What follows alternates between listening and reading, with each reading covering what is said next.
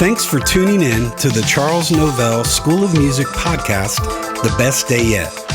Here you'll find tips, insight, and information to help your music and your ministry succeed. Whether you're a singer, a musician, or a songwriter, we want to help you where you are, but we also want to help you get to where you want to go. We believe that our talents are God's gift to us, but what we do with those are our gift back to God.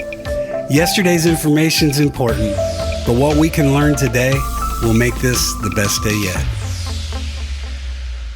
The Charles Novell School of Music is coming to Central Florida February 21st through the 22nd, 2025. Our weekend regional sessions are a chance to study voice, instrumentation, songwriting, social media, technology, and more. For more information, contact us at www.cnsmusic.com.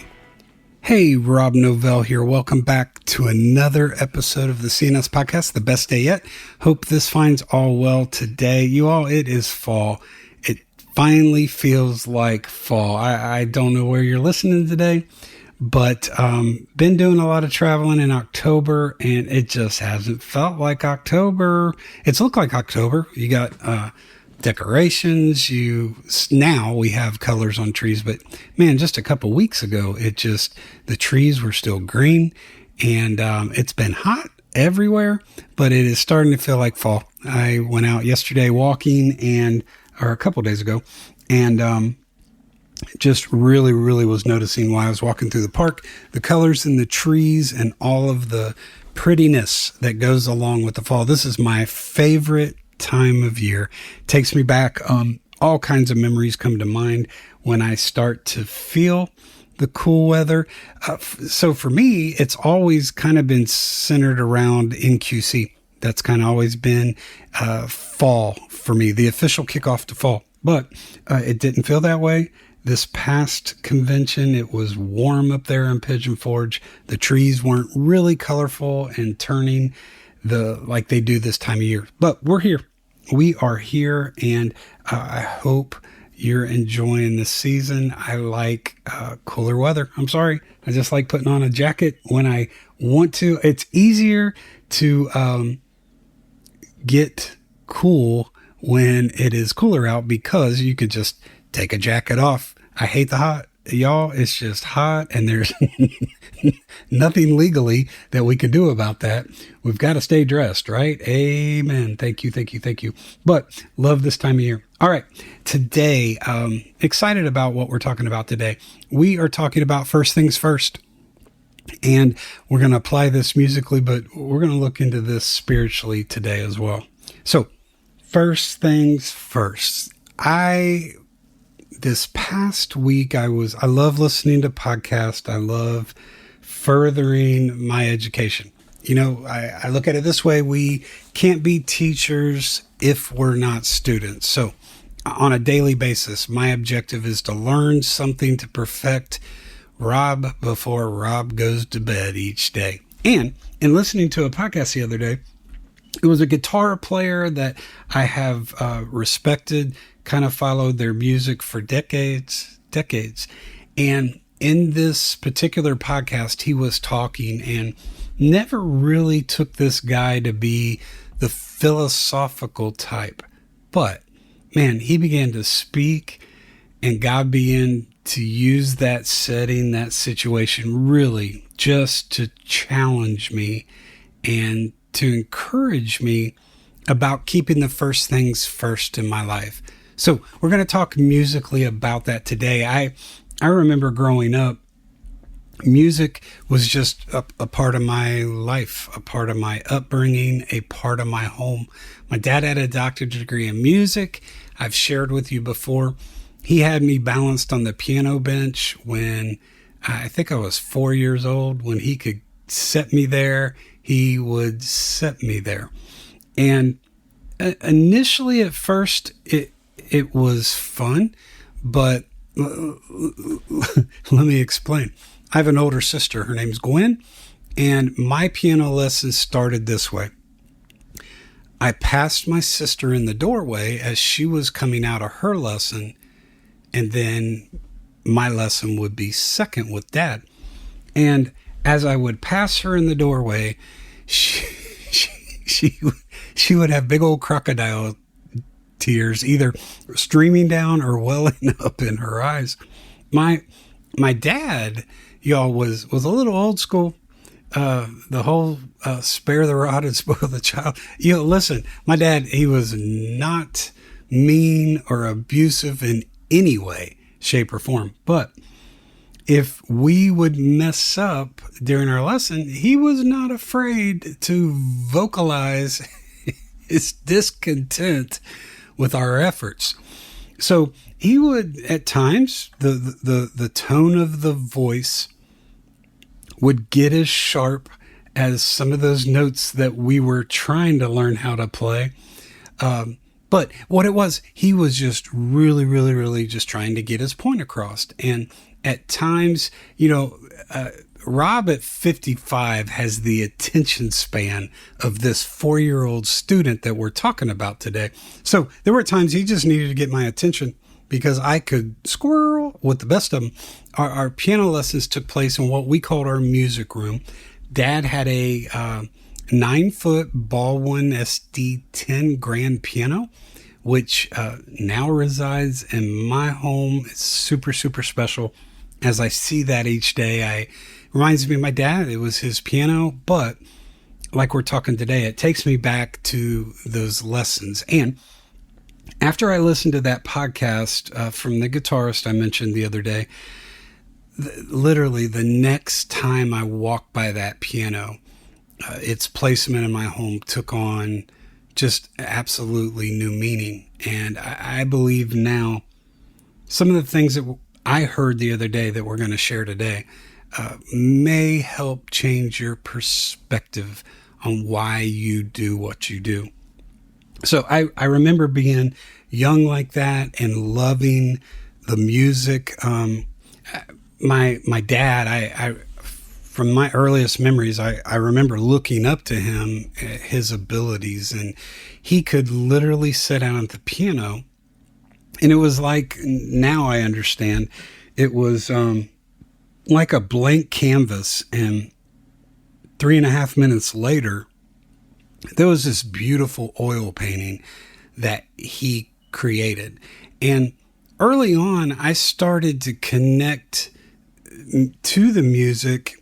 I now know why, and it's part of this story today. I 100% looking back, believe and know there was a call on my life to pursue my music. There were giftings that I believe God places in us. We talked on a recent podcast about if you don't receive it, achieve it. And there's been a lot of work and effort, but I also do believe that God had placed something in me.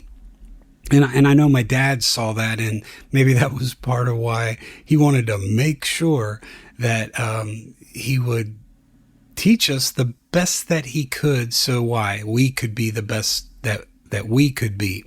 So early on, I remember enjoying and loving the music, but at the same time, my passing my sister in that doorway.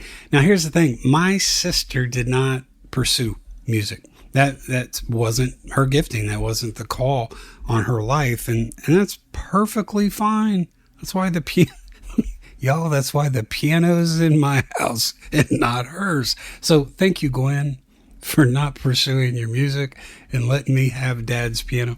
No, it's okay. My sister is so gifted in so many other areas, and specifically in ministry.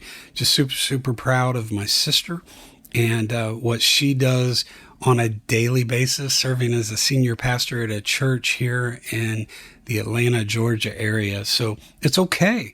But there were times that I would be hesitant to the lessons. We say this at CNS every summer. The effectiveness of a teacher is directly proportionate to the openness of the student. And there were lessons that I went into that lesson a little hesitant, maybe because of my sister's reaction. But it didn't take the joy away of learning to play and trying to be my dad. I don't have my dad didn't take me fishing or hunting. Now he'd get in the backyard and toss the baseball with me or the football, but man, where my dad poured into me and what stands out for me in my relationship looking back with my dad was the gift of music that he poured into me. Not only in my lessons, but I've shared this before too. My dad served as the house producer at QCA, Queen City Albums in Cincinnati, Ohio. In the late 70s, early 80s, gospel music, y'all, was going through Cincinnati, Ohio, through QCA.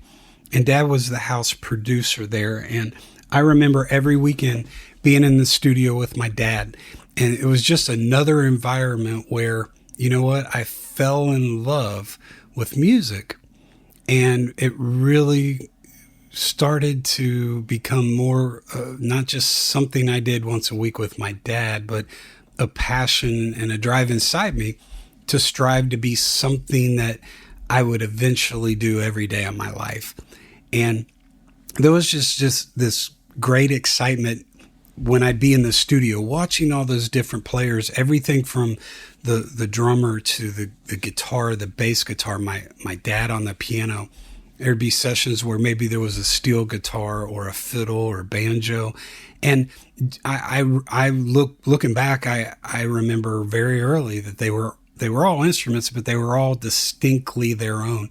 Each one had a unique sound and a unique contribution to the sound that we were hearing in that studio. Now, I believe that this is my story and I'm sticking to it.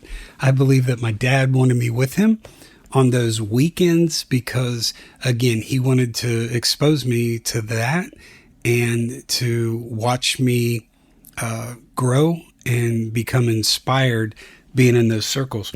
If you've been in this for any length of time, you understand that when you get around a group of people, same interests, like-minded type of people, it pushes you, it drives you, and inspires you to want to be the best that you can be. So that's my story, and I'm sticking to it. However, it may be as simple as my mom. My mom wanted me with Dad every weekend so that she could get a break from me. I know you don't buy into that at all, but equal opportunity employer is this podcast. So we're going to look at it. Hey, it is that time of year. We have an election coming up. This is a democracy. So there are two sides to everything. It's a 50-50 thing. So you can either believe my mom needed the break or my dad just wanted to continue investing in me. But I remember how excited I would get. Some of my earliest memories were sitting in my room. I had a record player. I would put records on anything, you all, from the Blackwood Brothers to the Hensons. I do remember, and this came to me after he passed, Waylon Jennings. I had a Waylon Jennings album that I just loved. And I remember sitting on my floor, listening to the music, watching that record spin, holding the album jacket, just staring at that artwork. I would follow the songs on the back of the album as they would play.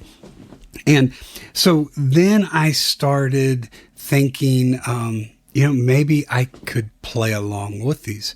So I remember when I got my first bass guitar when I was 8. And I have been playing piano, I guess at this point, for 4 years. Even in between this, I was studying drums. I think when I was 6, I started playing drums, and Dad got me going. But then they had a group called the Regents, and he had a drummer named Denny Brooks at the time. And all of these guys were heroes to me. I would, be in the studio on Saturdays with Dad and Mom, or with Dad. But then on Sundays, I would be in church with my mom and dad and the Regents as they would be out singing and ministering. And so they had different guys in the group. Mike Talby, bass guitarist, Denny Brooks on the drums. Those were the ones that really influenced me, and they were heroes to me. I wanted to grow up and be like them. So I took drum lessons from Denny, and then I got a bass guitar at 8 years old.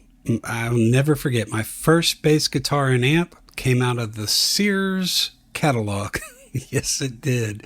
And I really, really wish I had that today, but I don't. So I remember sitting in my floor, watching those records, trying to figure out how I could play along with the music. And man, there was just excitement. There was a joy to it. And so this podcast I was listening to the other day, again, I've respected this particular player and so many different genres and different lanes that he's been in and been successful in each one of them. Just a gifted musician. So I love the backstories. I love hearing other musicians talk about the work that they put into their craft. And, you know, I've said before, my dad would say, Robbie, you can do anything you want. You just got to roll up your sleeves and get to work.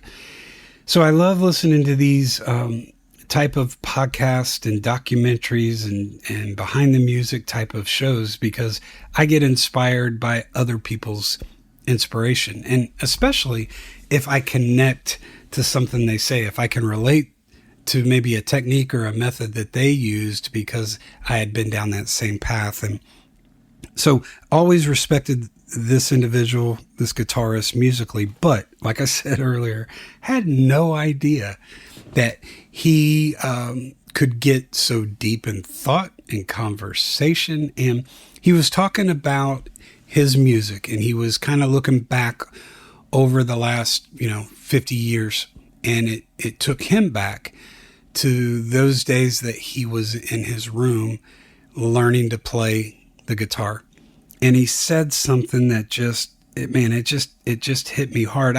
I've always felt this way, but for some reason it just hit me different. Here's what he said. If and when he loses that first love, that first impression that playing the guitar had on him, then he will stop playing. And man, it made me look back. I remember when I was 14 telling the Lord that when this wasn't fun, let me do something else. I shared that with a student tonight as I was teaching, a young man, a guitar student of mine. And I remember, again, being 14, telling the Lord that, because by that point, I knew I had answered a call on my life and that I wanted to pursue music and travel. I've shared those stories before.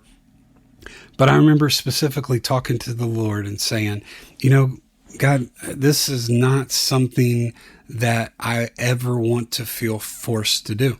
I want this to stay enjoyable. I've said this before. I believe when we're called to do something, we should not endure it. We should enjoy it. So this guy took me back with his statement, and he said every time he picks up a guitar, he feels that feeling. And man, that excited me, because what we get to do in music is such a powerful tool that whenever we get to play, we should enjoy it. Now, he's a secular artist. There's a responsibility that comes along the side of our music when we use it for ministry. I don't ever want to get up and begrudgingly do something for the Lord. I want to do it with joy. I want to do it with pride, because if I'm not enjoying what I'm doing, how in the world do I expect the listener, someone that is listening in, to find any enjoyment in it? So my challenge now, since hearing that podcast, like I said, I walked by my dad's piano and it took me back to some of those first lessons where I remember you all being in school, and all I was thinking about was my music that was at home. And I remember getting off the school bus and running into the house to sit down and either learn a piece of music that I had or to experiment with something that I had been hearing during the day at school. I had more memories of school, of me wanting to get home, than I do of being in school, because I wanted to get home and work on my music. So seeing that piano the other day, it took me back to that. And it really, really challenged me. I want to challenge you today. If you've set out to do something with your music for the Lord, every time you sit down at that instrument, or every time you open your mouth to sing for the Lord, let it be from that place of first love. That first time that you did it, that feeling that you had, yeah, that's the place we want to work from every single time. Hey, Rob Novell here with the Charles Novell School of Music. I wanted to take a second to tell you about our next national session, CNS 25, that'll be taking place June 22nd through the 28th at Bethel University in McKenzie, Tennessee. What could God do with your life, your music, and your ministry if you simply gave Him 1 week of your time?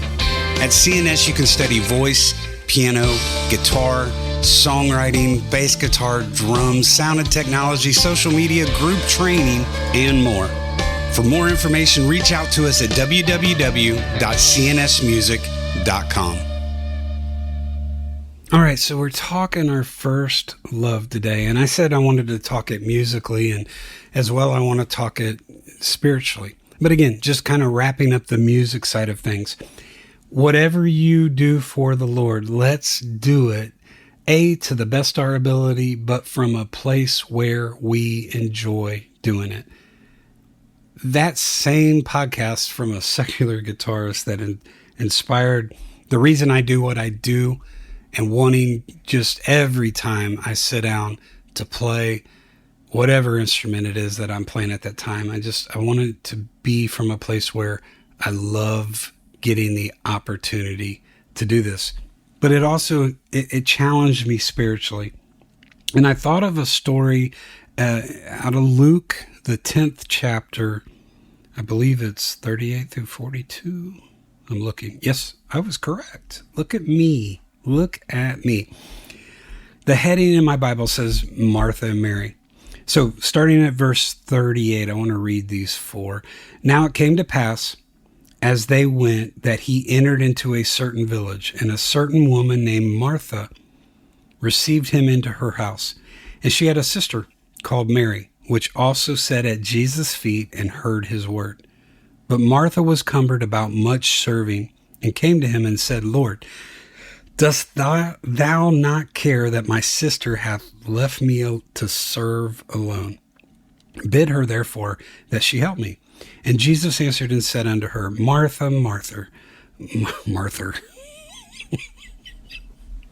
I was thinking, Marcia. But Martha, Martha, thou art careful and troubled about many things. But one thing is needful, and Mary hath chosen that good part, which shall not be taken away from her. Man, there's a lot we could unpack about this story today. But what I see is that challenge from Jesus himself for us to get back to our first love. What is our first love? What should be our first love? Man, it's as one sister did. She was sitting at Jesus' feet, listening to the Master. That should be what drives us. That should be where we start every single day. But I can 100% transparently today tell you that even if there's a call on your life and you're involved in ministry, we can get so busy working for the Lord that we fail to hear him speak because we're so busy we don't take the time to sit down and listen to what it is that he has to say. So our first love within our spiritual walk, within our discipleship, should be setting things aside to hear the Lord speak. Man, if we connect these dots today, if we start with priorities of sitting and listening to the Master to encourage us, to speak into us, and then we step into our music to speak into others, man, I believe that God speaks to us so he can speak through us. There's been so many different times in my life being in ministry and being in what I do, from our CNS events to having been in ministry in Atlanta, Georgia on a church staff, there were times, or even when I'm out ministering, there are times that I'll sit down to prepare a lesson, a devotion, a sermon that I might be getting ready to speak. And I get excited because I'm like, oh, that's going to be good for me to share with the people. And right in the middle of that, Holy Spirit convicts me, and I hear Jesus say, hey, Rob, how about you try this on yourself before you take it out there and try it on other people? There's been many a times in studying and in preparing something that God uses that to speak to me. So I believe, again, that he speaks to us so that he can what? Speak through us. So let's not fall into that danger zone of being so busy working for the Lord that we forget to sit down and hear what it may be that he needs to speak into us. So that first love, keeping first things first. Man, our relationship with the Heavenly Father should be at a place that we can step aside and get out of the way and allow him to be God. I've learned this so many a times in my life the hard way. God is really, really good at his job if we will get out of the way and allow him to do it. But what do? As we just read in Luke chapter 10 there, we'll go to the master and grumble and complain, thinking someone has done us wrong. Someone doesn't do something, maybe the way we perceive or think that they should have approached it, and we get bitter. I've heard it said this way so many times: if you don't get better, you'll get bitter. Bitterness keeps us in a place where the enemy truly, truly wants us. He wants us to operate in that. Why? Because then we just get busy, and we don't take the time to sit down and hear the master. Ministry's great, but y'all, ministry's hard. Ministry is hard. And if we don't keep things maintained and keep things running correctly and smoothly, what's going to happen? Man, we're going to end up on the side of the road in a timeout where, and I've shared this before, there was a season in my life where Psalms 23 read this way: the Lord is my shepherd, I shall not want, he makes me lie down. And literally for 9 months, the Holy Spirit paused me, parked me there. I guess we could maybe say God kind of put me in a proverbial spiritual timeout. I can't think back on those childhood musical days without thinking of some of the times that, man, we didn't have timeout. We simply had a belt. Mom wasn't afraid to use it, followed by 2 phrases. Number 1, this is going to hurt me worse than it's going to hurt you. My logic at that stage of my life was, well, then why do it? Why? Why put yourself through that pain, Mom? But we all know how that ended. And then the second phrase was, you think this is bad? Wait till your father gets home. So we didn't have the whole little timeout thing. They swung and then asked questions later. And I got to admit, yes, I did deserve it. I know those of you listening that know me, you're thinking, that just was not fair. Rob was such a sweet child because he is a sweet grown adult. I know that's your logic today, but y'all, most of the time, 99.9% of the time, I deserved everything that I got. So today we're talking first things first. We musically, I'm trying to challenge us to operate from that place. Remember what it felt like, the excitement, maybe the honeymoon phase when you first started something. If you feel that has wore off, man, find that again. How can you do that? Well, we look spiritually today about the first things being the first things. It could be if you've lost your first love of playing your instrument or singing your songs, it may be because you're the one sister, you're too busy working for the Lord, and you are failing to take time just to sit down and listen to the Master. So sit at the Master's feet. Listen to what he needs to tell you. That might be the very way that you find yourself back to the first love of your music. I hope you got something out of this today. Just wanted to share a little bit. I promise you, if you put into practice some of these things or the things that we say on a weekly basis on these podcasts, you know what? You're going to find that will make this your best day yet. You all be blessed, and we will talk to you next week. Thanks for listening to the Charles Novell School of Music podcast, The Best Day Yet. You can follow us on Facebook, Instagram, and Twitter under the name the Charles Novell School of Music.